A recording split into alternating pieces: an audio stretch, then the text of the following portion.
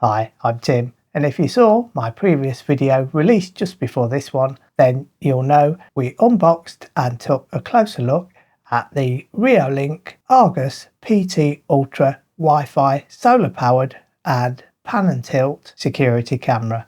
Well, in this video what we're going to be doing is I'll take you outside, I'll show you it being installed on my temporary wall panel which I've constructed on my shed. So what we'll do is I'll show you me installing it, and then what we'll do at the end of this video is I'll show you some short video clips of the recorded footage from the camera. So let's get to it and go outside now.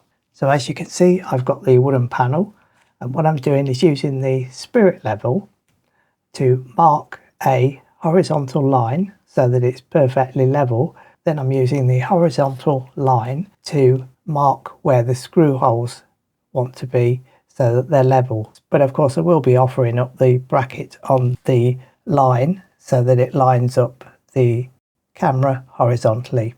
So what I'm doing is marking the two holes on the panel now with a brad awl. So I'm just lining the holes up horizontally with that spirit level mark that I made, and then I'm marking and starting the holes off with a brad awl for the two screws. So it does actually just use two screws for fixing. So what I'm doing is now putting the two screws into the bracket to fix it onto the wooden panel.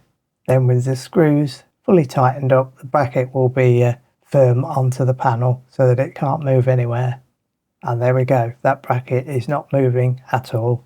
So instead of using the Allen key, what comes with the bracket, I'm actually using my own set of Allen keys because I find it easier to use it with just a screwdriver head and the magnetic Allen key that goes into the screwdriver head. So what I'm doing now is fixing that screw, tightening it up into the camera itself using the recessed hole at the top with the rubber cover over it, which I showed you in the unboxing. So now what I'm doing is fixing the arm for the solar panel 2. Now there's already two holes in there which I used for a previous solar panel 2, so I'm just using the same holes in the wooden panel. So they're just being tightened up into the wooden panel so that the solar panel 2 can then be mounted onto the mounting bracket. So that's one screw put in, so I'll just do the second one now. Now there are 3 screw holes on the mounting bracket, but I'm just using 2 as it's a temporary installation. However, you could actually get away with 2 screws, I think, if you're mounting it to a wooden panel like I am here. So now what I'm doing is just mounting the solar panel onto the end of the mounting screw, which is on the mounting arm here, and it just twists to be tightened up the solar panel 2 onto the mounting bracket. So with the solar panel 2 mounted onto the bracket, so I'm just going to be connecting the USB-C cable from the solar panel 2 into the camera, and then putting the camera back onto the mounting bracket and tightening up the screw with the Allen key at the top.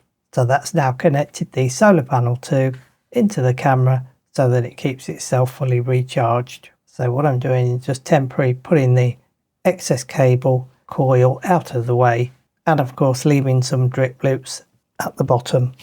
So it's automatically got a drip loop with the one for the camera because the position of the USB-C socket, but I've just left a drip loop for the solar panel 2 as well so that the water, any rain, runs down.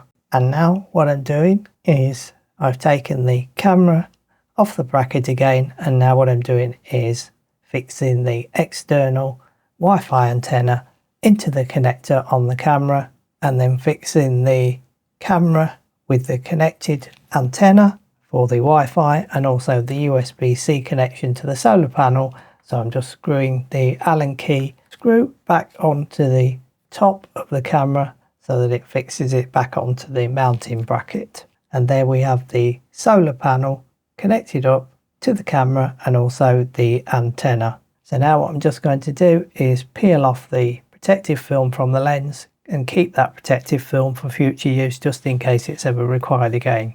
And then what I'm doing is powering on the camera using the switch in the recessed cover at the back, which you can actually easily get to with it being mounted on the wall. So there it's just calibrating itself. So then we have a Wi-Fi connection.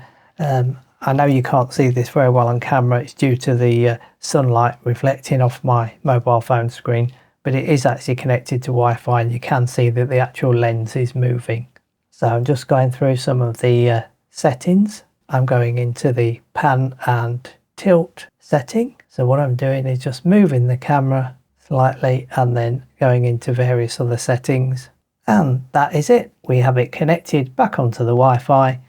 It's linked into the phone, and I can access all various settings and control the camera within there. So that will do it for this video. Hope you found this video useful. Hope you liked it, and more videos are coming again soon. So keep a lookout for various other videos, including some related to Home Assistant as well.